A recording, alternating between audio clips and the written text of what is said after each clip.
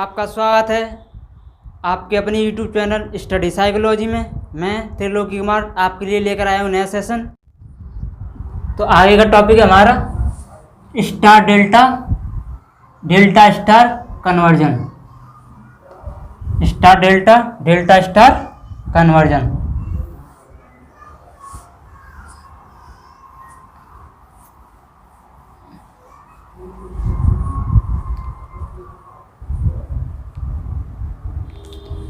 Conversion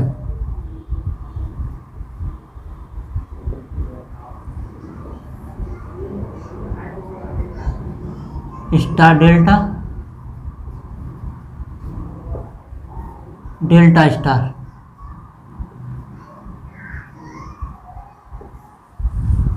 ये वाला topic आपका बहुत ही इम्पोर्टेंट है। हर एग्जाम में इससे एक या दो क्वेश्चन अक्सर पूछे जाते हैं, तो इसे ध्यान से समझना। जो हमारा थ्री वे सिस्टम होता है, ये स्टार डेल्टा होता क्या है पहले इसे समझाता हूँ। जो हमारा थ्री वे सिस्टम होता है, थ्री फेज सिस्टम, वो या तो स्टार में कनेक्ट होगा या डेल्टा में कनेक्ट होगा, या स्टार में कनेक्ट होगा या डेल्टा में कनेक्ट होगा। डेल्टा में कैसे कनेक्ट होगा? मान लो ये हमारा थ्री वे सिस्टम है,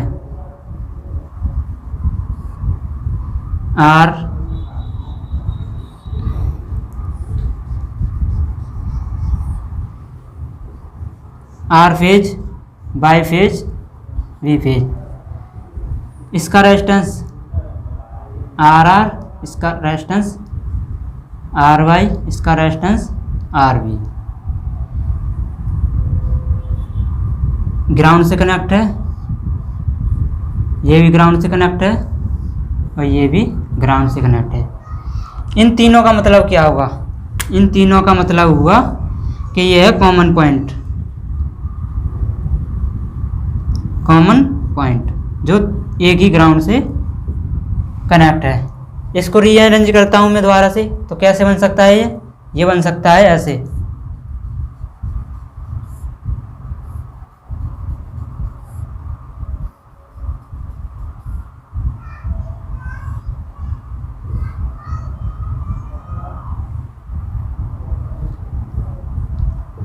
ग्राउंड, ये हो गया कॉमन पॉइंट। इसका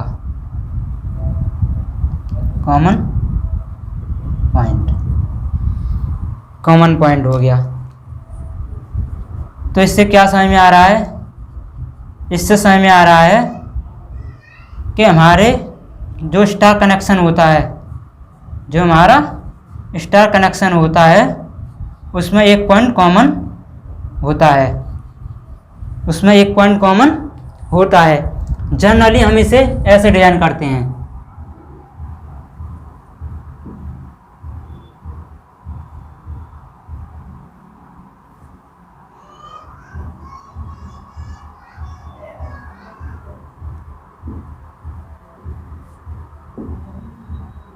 R1, R2, R3, ये हो गया इसका कॉमन पॉइंट। कॉमन पॉइंट जिसे हम न्यूट्रल बोल देते हैं, जिसे हम न्यूट्रल बोल देते हैं, क्योंकि ये तो फेज हैं, फेज 1, फेज 2 और फेज 3, और ये हो गया न्यूट्रल। तो ये मैंने बता दिया आपको स्टार क्या होता है। अब समझते हैं डेल्टा क्या होता है। तो देखिए डेल्टा क्या होता है। डेल्टा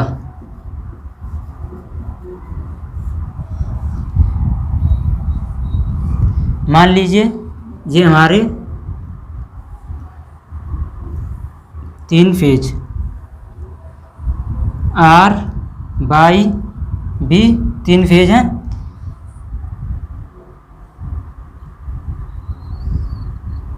पहले और दूसरे फेज के बीच में आर आर वाई, दूसरे और तीसरे फेज के बीच में आर बाई बी। तीसरे और पहले फेज के बीच में आर आर बी। इसमें देखा होगा, इसमें कोई भी न्यूट्रल पॉइंट नहीं आता, इसमें कोई भी न्यूट्रल पॉइंट नहीं आता। तो जनरली हम इसे कैसे डिजाइन करते हैं, इसे हम करते हैं डिजाइन ऐसे, एक ट्रायंगल की फॉर्म में।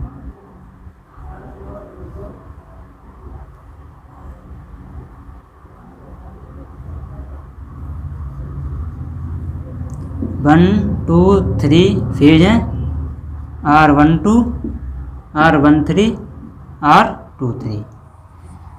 2 3 के बीच में 2 3, 1 2 के बीच में तो 1 2, 1 3 के बीच में तो 1 3। तो आपने बेसिक डेल्टा और स्टार का बेसिक देखा। तो मैं बात करता हूँ स्टार से डेल्टा कन्वर्जन में, स्टार से डेल्टा कन्वर्जन में। तो पहला कन्वर्जन देखते हैं, स्टार टू डेल्टा।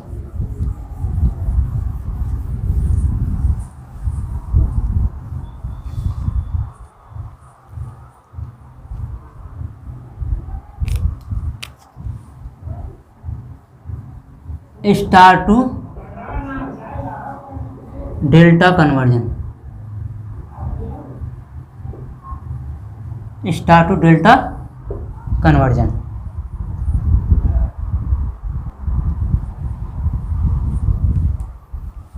यहाँ मैं डेल्टा बना लेता हूँ।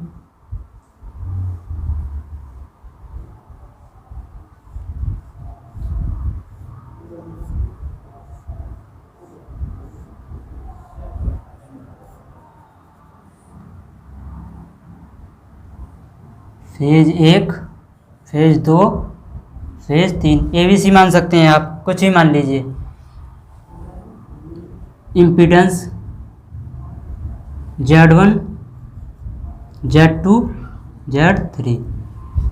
Z का मतलब होता है, आपको बता दूं, Z इक्वल टू होता है R plus J XL XC। मतलब Z होता है इम्पीडेंस, जिसमें इंडक्टेंस, कैपेसिटेंस और रेजिस्टेंस तीनों का सम होता है, जिसमें तीनों चीज़ होती हैं। तो मैं तीनों को एक साथ लेकर चल रहा हूँ। इसमें मैं रेजिस्टेंस को भी दिखाऊंगा, इसमें मैं रेजिस्टेंस को भी दिखाऊंगा, कैपेसिटेंस को भी दिखाऊंगा और इंडक्टेंस को भी दिखाऊंगा। तो इसलिए मैं तीनों का संयोजन एक इम्पीडेंस मान रहा हूँ। कन्वर्ट करना है डेल्टा में,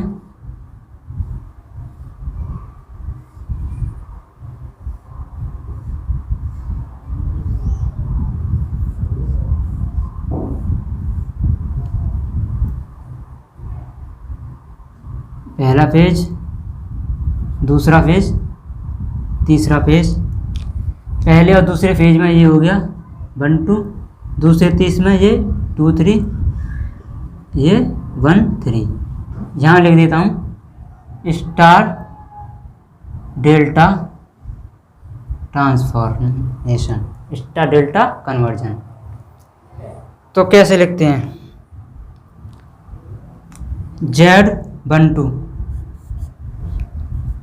Z12 बराबर Z1 Z2 Z2 Z3 Z1 Z3 Z13 Z13 Z1 Z2 Z2 Z3 Z1 Z3 Z1 Z3। Last one है Z23 equal to Z1 Z2 Z2 Z3 Z1 Z3। अब इनके नीचे क्या आएगा देखिए, यहाँ पर क्या मिसिंग है 3 Z3, यहाँ क्या मिसिंग है 2 Z2। यहाँ क्या मिसिंग है? Z1। तो ये हो गया delta to delta, star to delta transformation. समझ में आया होगा इसका आपको, इसको स्टार टू डेल्टा कन्वर्जन। आगे देखते हैं, अगर आगे मैं इसे समझाता हूँ।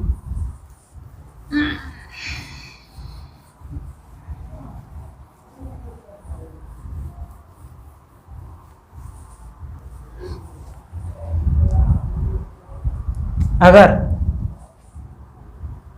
Z1 बराबर Z2 बराबर Z3 बराबर Z है, यानी Z1 बराबर Z2 बराबर Z3 है, तब क्या होगा देखते हैं। Z12 बराबर Z गुणा Z प्लस Z गुणा Z प्लस Z गुणा Z इक्वल टू Z, यानी 3Z square upon Z equal to 3Z, यानी Z12 क्या आ गया, जो एक इम्पीडेंस है उसका 3 टाइम्स आ गया। जो हमारा एक इम्पीडेंस है उसका 3 टाइम आ गया। अगर स्टार से डेल्टा कन्वर्ज कर रहे हैं और तीनों जो इम्पीडेंस है उनकी वैल्यू सेम है, तो उस कंडीशन में जो हमारी एक वैल्यू है उसका 3 टाइम होगा, उसका 3 टाइम होगा एक डेल्टा के कनेक्शन में, यानी यही वैल्यू होगी Z1 बराबर Z23 बराबर Z13 बराबर इक्वल टू होगा 3Z। बहुत इम्पोर्टेंट है, डायरेक्ट ही सवाल इससे आपका न्यूमेरिकल सॉल्यूशन हो जाएगा। तो आगे देखते हैं, और इसको मैं रफ करता हूँ। अगर Z की जगह रेजिस्टेंस है, इंडक्टेंस है, कैपेसिटेंस है, तो क्या होगा आप देखते रहिए। बिल्कुल बेसिक से एडवांस की तरफ चलेंगे हम, सब समझ में आएगा। और कुछ भी समझ ना आए तो आप कमेंट बॉक्स में पूछ सकते हैं। देखिए, अगर Z की जगह R है, Z की जगह R है, R स्टार से डेल्टा हम करेंगे तो क्या होगा,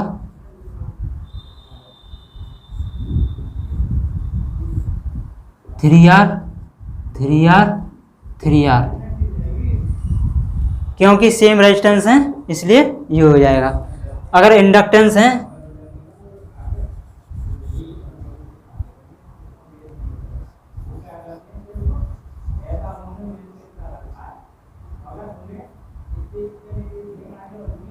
L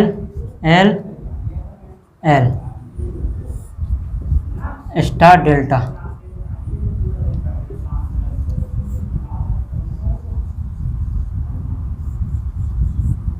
ये ओम में है, ओम हेनरी। इसे मैं फिर से बना देता हूँ,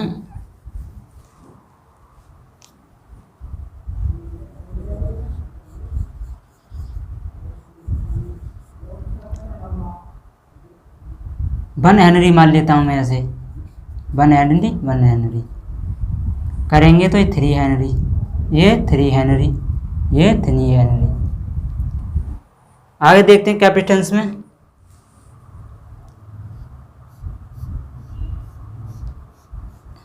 कैपेसिटेंस में थोड़ा अलग होता है, 2 हेनरी 2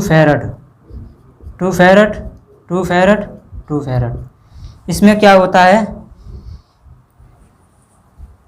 XC बराबर होता है 1/j⍵c,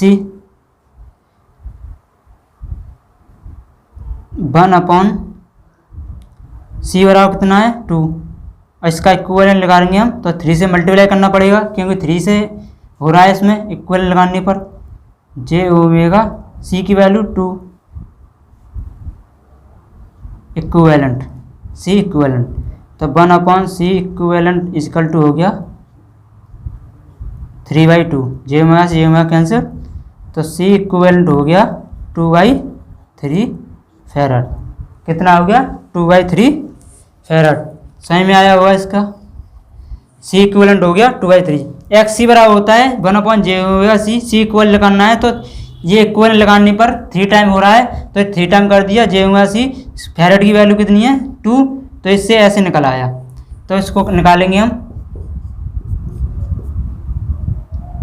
डेल्टा में बदले जाएगा ये हो गया 2/3 फेरड, 2/3 फेरड, 2/3 फेरड। ये ऐसा इसलिए हो रहा है क्योंकि ये फेरड में है, ये फेरड में। अगर यही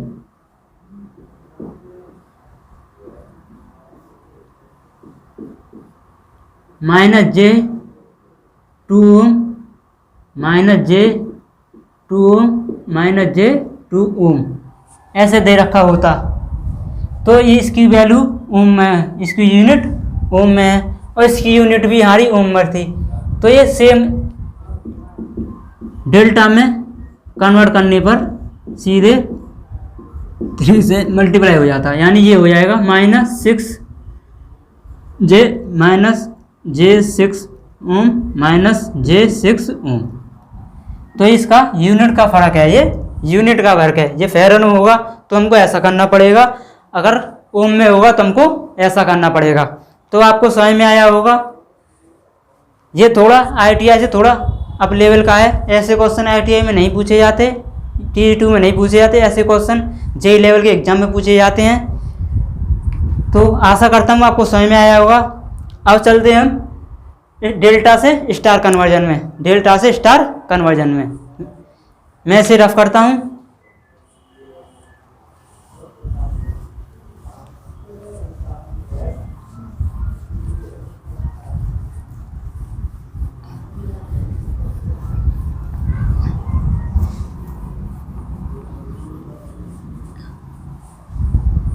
delta two star conversion.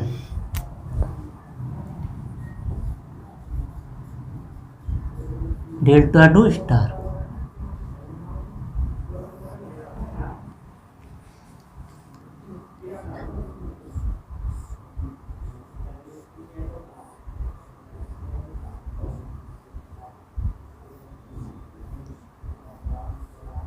TE2 के एग्जाम में केवल रेजिस्टेंस में पूछे जाते हैं। ये स्टार डेल्टा और डेल्टा स्टार केवल रेजिस्टेंस में पूछे जाते हैं, इंडक्टर और कैपेसिटेंस में नहीं पूछे जाते।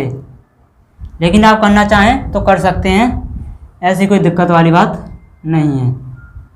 1 2 3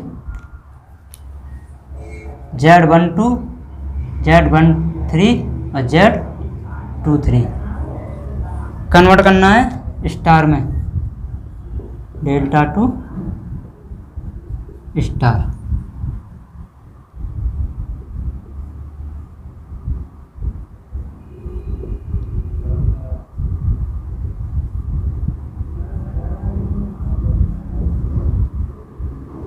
वन 2 3 Z1 Z2 Z3। तो वैल्यू निकालते हैं हम।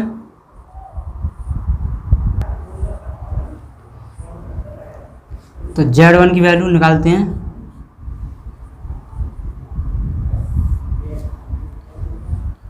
नीचे आएगा इसके डेल्टा की सही वैल्यूओं का सम होता है, डेल्टा की सही वैल्यूओं का सम होता है 13। Z2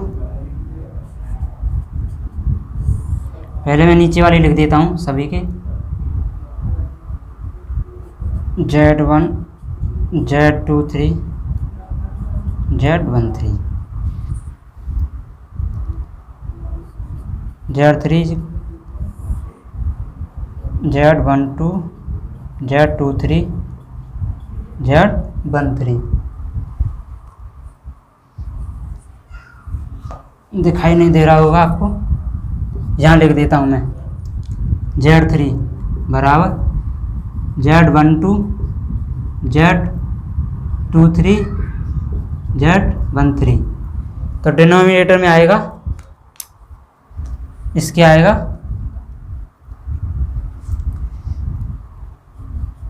मैं इसको ऐसे मान लेता हूँ, आपको आसानी होगी।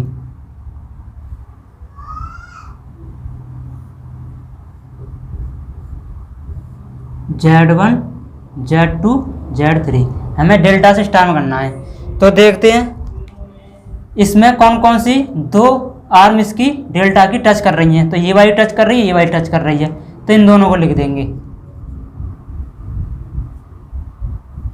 इन दोनों को लिख देंगे Z13। इस वाले का निकालना है, तो कौन सी टच कर रही हैं, ये वाली टच कर रही है, ये वाली टच कर रही है और ये वाली टच कर रही है। Z2 के लिए ये वाली और ये वाली, तो Z13 Z23। Z3 के लिए क्या होगा, Z3 के लिए सॉरी Z2 के लिए ये वाली टच कर रही हैं, ये वाली और ये वाली, यानी Z12 और Z23। Z3 के लिए ये वाली और ये वाली टच कर रही हैं, Z3 के लिए ये वाली और ये वाली, तो Z13 गुणा Z23। आपको समझ में आया होगा। फिर से समझाता हूँ, मैं फिर से समझाता हूँ, समझना क्या है। देखो ये हमारा डेल्टा है, ये स्टार है, डेल्टा से स्टार में बदलना है। तो नीचे डिनोमिनेटर में आता है डेल्टा की सभी आर्म का सम, सभी जितने भी इम्पीडेंस लगे होते हैं उनका सम, और न्यूमरेटर में क्या आता है, हमें निकालनी है Z1 की वैल्यू, Z1 की। तो Z1 से कौन कौन सी आर्म टच कर रही हैं, कौन कौन से इम्पीडेंस टच कर रहे हैं, उनका मल्टीप्लाई, यानी Z12 और Z13। 2 का निकालना है Z2, तो 2 से कौन सी आर्म टच कर रही हैं, ये वाला इम्पीडेंस और ये वाला 1 2 और 2 3, और तीसरी वाली से कौन सी टच कर रही हैं, Z13 और Z23। तो समझ में आया होगा। ये मैं इसका एग्जाम्पल नहीं ले रहा हूँ, पहले वाले एग्जाम की सेम तरह। तो आशा करता हूँ आपको ये समझ में आया होगा। आपका टॉपिक यहाँ भी ख़त्म होता है। तो अगर आपको सेशन सब पसंद आया हो, अच्छा लगा हो, तो सेशन को लाइक करिए, शेयर करिए और ज़्यादा से ज़्यादा शेयर करिए। अगर आप चैनल पर नए हैं तो चैनल को सब्सक्राइब करिए। थैंक यू, धन्यवाद।